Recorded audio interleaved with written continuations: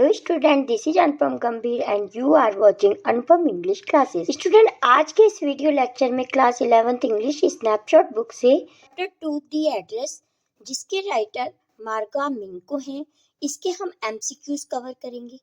Student, इससे पहले हम चैप्टर की summary, explanation, question answer cover कर चुके हैं। तो चलिए स्टार्ट करते हैं इस चैप्टर के MCQs. First question is, who was Mrs S? Mrs S कौन थी? Who gave her belongings? Student, Mrs S वो लेडीज थी जिसने इस चैप्टर में अपने बिलोंगिंग्स यानी कि अपना सारा सामान डॉर्लिंग को दे दिया था और कहा था कि जब युद्ध की सिचुएशन ठीक हो जाएगी, युद्ध के दौरान उसने दिया था और कहा था कि जब युद्ध की सिचुएशन ठीक हो जाएगी तो ये सभी सामान हम आपसे वापस ले लेंगे। Next question is, who is the writer of the address? The address के राइटर कौन है? Marga Minco. Next question is, whose green cardigan was it? तो स्टूडेंट, जब ये युद्ध की सिचुएशन ठीक हो गई थी तो मिसेस एस की बेटी अपने सारे बिलोंगिंग, सारा सामान अपनी मदर का लेने मिसेस डॉर्लिंग के घर गई थी। तो whose green cardigan was it? तो वो जो उन्होंने लेडीज ने यानी कि मिसेस डॉर्लिंग ने ग्रीन कलर का एक कार्डिगन पहना हुआ था, तो वो किसका था? मिसेस एस का था। Mrs S is the correct answer of this question. Mrs S कौन है? जो इस चैप्टर की नरेटर है, उनकी मदर, जिन्होंने अपना सारा सामान मिसेस डॉर्लिंग को दे दिया था। Next question is, who moved the curtain in the story? अब स्टूडेंट, जब मिसेस एस की डॉटर अपना सामान लेने के लिए गई थी ना, तो मिसेस डॉर्लिंग ने उनको जानने पहचानने से इनकार कर दिया था। तो खिड़की से किसी ने कर्टेन को थोड़ा सा मूव किया था। तो वो कौन था? Someone from Mrs Darling's house saw them talking. किसी ने उसका कर्टेन को मूव करके देखा था कि बाहर कौन दो बातें कर रहे हैं। Now we come on question number 6. What excuse did Mrs. Darling make of not meeting? जब मिसेस एस की डॉटर अपना सारी बिलोंगिंग, सारा सामान अपनी मदर का दिया हुआ मिसेस डॉर्लिंग के घर आती हैं, मिसेस डॉर्लिंग उनसे मिलने के लिए मना कर देती हैं और वो क्या कहती हैं? Answer is inconvenient time of the day.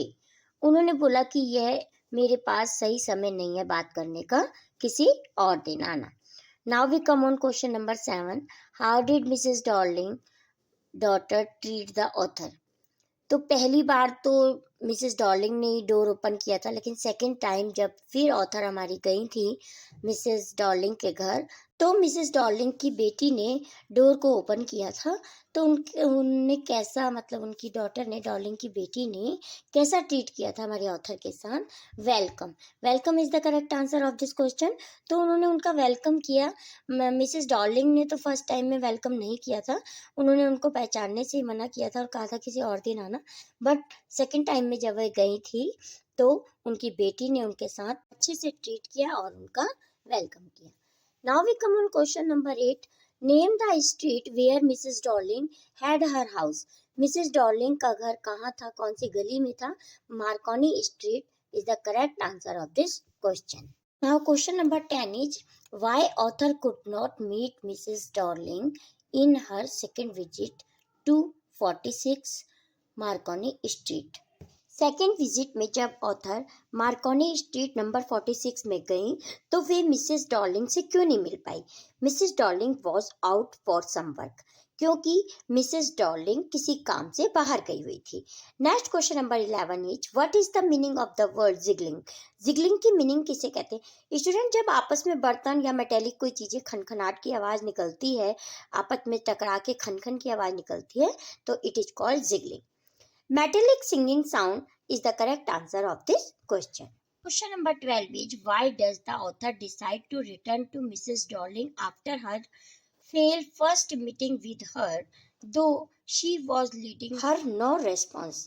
तो फर्स्ट विजिट में जब उसको कोई रेस्पॉन्स नहीं मिला हमारी ऑथर को, फिर वो सेकंड विजिट में मिसेस डॉर्लिंग के घर क्यों जाती हैं? She wanted to touch and get the things that belong to her mother. वे उन सभी चीज़ों को जाकर टच करना चाहती है जो उसकी मदर से बिलोंग करती हैं, यानी कि जो उसकी मदर ने मिसेस डॉर्लिंग को युद्ध के दौरान दे दी थी। तो इसीलिए वो सेकंड टाइम निश्चय करती है कि मैं अब सेकंड टाइम जाऊंगी और उन चीज़ों को देखूंगी और टच करूंगी. Now question number 13 is what was Mrs. Darling wearing when she was introduced with Mrs. S daughter? जब पहली बार मिसेस एस की डॉटर मिसेस डॉर्लिंग से इंट्रोड्यूस हुई थी, यानी कि मिसेस एस ने अपनी डॉटर से मिसेस डॉर्लिंग को जब मिलवाया था, तो उन्होंने क्या पहना हुआ था? Brown coat is the correct answer. लेकिन स्टूडेंट ऐसा ही एक क्वेश्चन और भी है कि जब मिसेस एस की डॉटर मिसेस डॉर्लिंग के घर गई थी, तब उन्होंने क्या पहना हुआ था? तो तब उन्होंने ग्रीन कलर का कार्डिगन पहना हुआ था। यहाँ brown coat is the correct answer, क्योंकि जब फर्स्ट टाइम मिसेस एस ने एक बार मिसेस एस के घर मिसेस डॉर्लिंग सामान लेने के लिए आई थी, तो उन्होंने क्या पहना हुआ था जब मिसेस एस ने उनका इंट्रोड्यूस कराया था अपनी बेटी से? तो उन्होंने ब्राउन कोट पहना हुआ था और एक शेपलेस हैट भी पहनी हुई थी। तो brown coat is the correct answer of this question. Now question number 14 is who is the protagonist of the address? इस चैप्टर के द एड्रेस चैप्टर का मेन कैरेक्टर, प्रोटैगोनिस्ट में मीनिंग होती है स्टूडेंट मेन कैरेक्टर। तो main character कौन है इस चैप्टर में? स्टूडेंट इस चैप्टर की जो मेन कैरेक्टर है वो जो हमारी ऑथर है मिसेस एस डॉटर, जो एस की पुत्री है। इसमें सिर्फ 3 ही कैरेक्टर हैं, मिसेस डॉर्लिंग है, मिसेस डॉर्लिंग की बेटी है और मिसेस एस की पुत्री है। मिसेस एस की डेथ हो चुकी है, तो सिर्फ 3 ही कैरेक्टर हैं, लेकिन जो मेन कैरेक्टर है वो है Mrs S daughter is the correct answer of this question. Now next question is Mrs. Darling was dash of Mrs. S. Mrs. Darling Mrs. S की क्या थी? Mrs. Darling Mrs. S की an old acquaintance थी। Student acquaintance की meaning होती है हमारी जान पहचान, ना तो हमारी कोई रिलेटिव है वो और ना ही हमारी कोई फ्रेंड है। तो एक्वेंटेंस की मीनिंग होती है जान पहचान की महिला। तो पुरानी जान पहचान की वो एक महिला थी, मिसेस एस की एक्वेंटेंस थी Mrs Darling. Next question is what was the complete address that the author's mother asked her to remember? Author की मम्मा ने उसको कौन सा एक एड्रेस दिया था कि इसको याद रखना और बाद में जाके वहां से अपना सामान ले लेना युद्ध के बाद? तो number 46 Marconi street is the correct answer of this question. Question number 17 is why had the author come to visit Mrs Darling? Mrs Darling के घर ऑथर हमारी क्यों गई थी? Because Mrs Darling had belongings of her mother, क्योंकि उनके पास Mrs S का यानी कि ऑथर की मदर का बिलोंगिंग्स यानी कि उनका सामान था, इसलिए उन्हें वापस लेने गई थी। After reading the address how would you describe Mrs Darling? इस चैप्टर को रीड करने के बाद हम मिसेस डॉर्लिंग को कैसे डिस्क्राइब कर सकते हैं? तो स्टूडेंट वो र्यूड भी थी, इल मैनर्ड थी, सेल्फिश थी और मनी ओरिएंटेड थी। मनी ओरिएंटेड का मतलब होता है ग्रीडी यानी कि लालची पर्सन भी थी। हाँ, तो all of the above is the correct answer of this question. Now next question is were Mrs Darling and Mrs S childhood friend? क्या वे बचपन के दोनों ये मिसेस डॉर्लिंग और मिसेस एस फ्रेंड थे?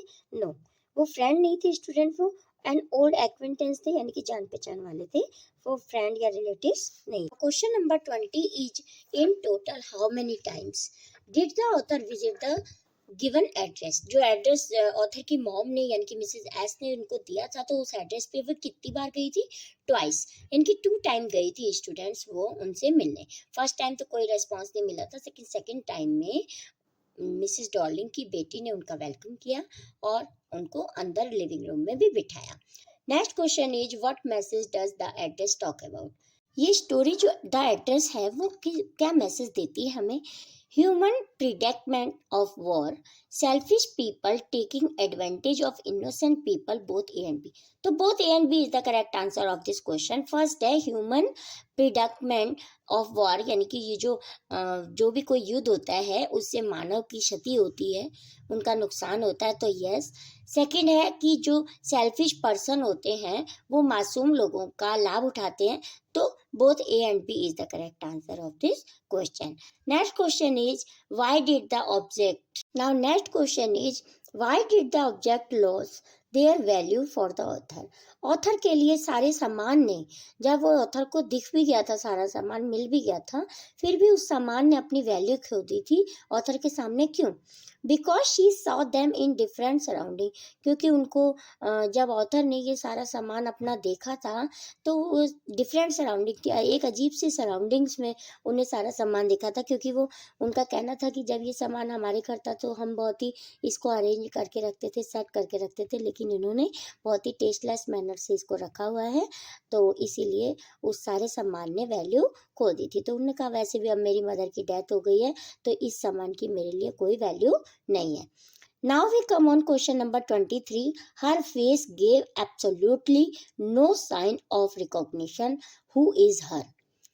तो उसके फेस ने कोई भी मतलब नहीं पहचाना, पहचानने से इनकार कर दिया था। तो यहाँ हर किसके फेस की बात की जा रही है?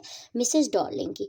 तो स्टूडेंट, जब हमारी ऑथर मिसेस डॉर्लिंग के घर गई थी तो उन्होंने उनको पहचानने से इनकार कर दिया था। तो ये लाइन जो है मिसेस एस की डॉटर यानी कि जो ऑथर है उन्होंने बोली थी, पर ये जो हर आया वो किसके लिए आया? मिसेस डॉर्लिंग के लिए। Now we come on question number 24 is The author remembered that the woolen tablecloth had dash. जो ऑथर है हमारी, जब मिसेस डॉर्लिंग के घर गई थी तो वो वूलन क्लोथ टेबल पे बिछा हुआ देख रही थी, तो उसमें वो क्या ढूंढने की कोशिश कर रही थी? आ बर्न मार्क, क्योंकि वो टेबल क्लॉथ भी उन्हीं का था। एक बर्न मार्क ढूंढने की कोशिश कर रही थी, जले का निशान, क्योंकि वो टेबल क्लॉथ मिसेस एस की डॉटर यानी कि ऑथर का ही था। उसे पता था कि यहाँ पे जले का निशान है, तो वो उसी को याद करने की कोशिश कर रही थी। तो burn mark is the correct answer of this question. Now we come on question number 25 is what was Mrs Darling wearing when Mrs S daughter visit her house. जब मिसेस एस की डॉटर मिसेस डॉर्लिंग से मिलने के लिए first time I थी तो उन्होंने क्या वियर किया हुआ था? Mrs S green knitted cardigan, green colour का कार्डिगन बुना हुआ मिसेस एस का, जो मिसेस डॉर्लिंग ने पहना हुआ था। Next question is how did Mrs Darling treat the author when the author visited her. जब मिसेस एस की डॉटर मिसेस डॉर्लिंग के घर गई तो उन्होंने कैसा ट्रीट किया था? Cheerful, unwelcoming, cold, both B and C. तो अनवेलकमिंग यानी कि उसका वेलकम नहीं किया था, कोल्ड कोई ध्यान नहीं दिया था, नर्मता मतलब ना पहचाना ना कुछ कहा, ऐसा कुछ नहीं। तो both B and C is the correct answer of this question. Unlike Mrs. Darling, her daughter was dashed towards the author. Hospitable, hospitable is the correct answer, क्योंकि हॉस्पिटेबल की मीनिंग होती है स्टूडेंट वेलकम। तो जब Mrs Darling second time गई थी और उसकी डॉटर ने दरवाज़ा खोला था, मिसेस डॉर्लिंग की डॉटर ने, तो उनने ऑथर के साथ कैसा ट्रीट किया था?